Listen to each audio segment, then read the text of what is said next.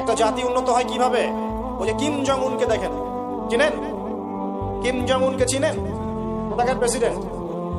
তার দেশের মানুষ খাবার খেতে পারে না, আর সে মিসাইল বানায় বসে বসে, আর আমেরিকা পশ্চিমা থেকে ভয় দেখায় না? দেখেছেন? ওর ওই উত্তর কোরিয়া হামলা চালাতে হলে 100 বার চিন্তা করতে হবে পশ্চিমাদেরকে। হ্যাঁ, কারণ সে 8-10টা মুসলিম কান্ট্রির মতো না যাদের কাছে এরকম কোনো অস্ত্র নাই। কথা বুঝতে পারছেন? ওকে অত সহজে কিন্তু কেউ আক্রমণ করবে না। তারপরেও আবার চায়নার সাথে ওর বন্ধুত্ব আছে, রাশিয়ার সাথে ওর বন্ধুত্ব আছে, ঠিক আছে? এর একটা অ্যালায়েন্স, এটাকে জিওপলিটিক্যাল ভাষায় ওদের অ্যালায়েন্স বলে। তো ওরা শক্তিশালী হলো কিভাবে? শুধুমাত্র ফাইন্যান্স দিয়ে না, এখানে পলিটিক্যাল ভিত্তি শক্ত, অস্ত্র শস্ত্র তাদের আছে।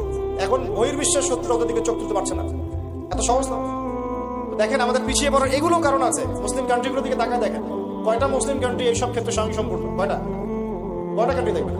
হ্যাঁ, বিশ্বকাপ আয়োজন করে বেড়াচ্ছে, বিশ্বকাপ ফুটবল আয়োজন করে বেড়াচ্ছে, পাশে ইয়েমেন সিরিয়ার মানুষ খেয়ে না খেয়ে মরে যায়, দেখার সুযোগ নেই। কি করছে? ওইখানে বেস ক্যাম্প দিয়ে রেখেছে পশ্চিমাদের জন্য, ওখানে বেস ক্যাম্প ঘাঁটি দিয়ে রেখেছে পশ্চিমাদের জন্য। এবং বহু মুসলিম কান্ট্রি যারা মানে আমাদের কাছে এখন আইডল হয়ে বসে আছে, তারা উঠতে বললে ওঠে, তারা বসতে বললে বসে, ওদের ইশারায় কাজ করে কিনা? জিওপলিটিক্যাল ভিত্তি দুর্বল, ইকোনমিক ভিত্তি দুর্বল, ফাইন্যান্স দুর্বল, আর আমরা আধ্যাত্মিকত্ব তো দুর্বলই। সব মিলিয়ে এই যে 100 বছরে আমরা পিছিয়ে পড়লাম, এখানে 100টা কারণ খুঁজে বের করা যাবে। এত কারণ বলার সময় এখন প্রসঙ্গে আসে না। এভাবেই কি চলতে থাকবে, না উত্তরণের কোনো পথ আছে?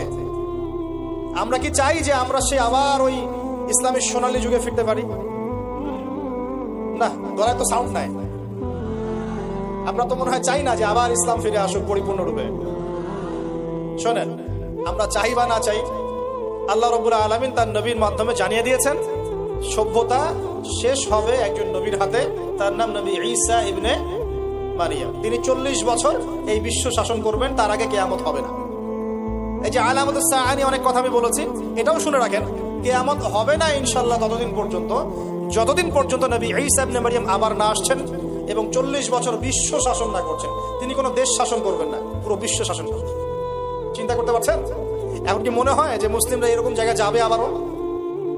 আসলে কিন্তু বাইরের চোখ দিয়ে মনে হয় না, কিন্তু সত্যি কথা কি, ইতিহাস এভাবেই টার্ন করবে। কিভাবে করবে, কার মাধ্যমে করবে আল্লাহ পাক জানেন, আমরা জানি। আমরা যদি না পারি, আল্লাহ আমাদেরকে সরিয়ে দিবেন, সরিয়ে দিয়ে নতুন প্রজন্ম নিয়ে আসবেন। ওরা যদি না পারে, আল্লাহ ওদেরকেও সরিয়ে দিবেন, নতুন জেনারেশন নিয়ে আসবেন। তারাও যদি না পারে, আল্লাহ পাক কি বলছেন শোনেন। আল্লাহ পাক বলছেন সূরা মুহাম্মাদের মধ্যে, ওয়া ইন তাতাওয়াল্লাউ ইস্তাবদিল কওমান গায়রাকুম সুম্মা লা ইয়াকুনু আমসালাকুম। তোমরা মুসলমানরা যদি না পারো, আমি খ্রিস্টান, হিন্দু, বৌদ্ধ তাদেরকে, কুফফারদেরকে হেদায়েত দিয়ে ইসলামে নিয়ে আসবো, তারা আমার হয়ে লড়বে। এটা আল্লাহ পাকের হিকমত। দেখছেন না দিন দিন মানুষ মুসলিম হচ্ছে না? দিন দিন বহু মানুষ মুসলমান হচ্ছে, কিন্তু দেখছেন এটা কিন্তু রেভলিউশন হচ্ছে, ইসলামের দিকে মানুষ আসছে। যত আক্রমণ হচ্ছে ইসলামের দিকে, তত বেশি মানুষ ইসলাম কবুল করছে।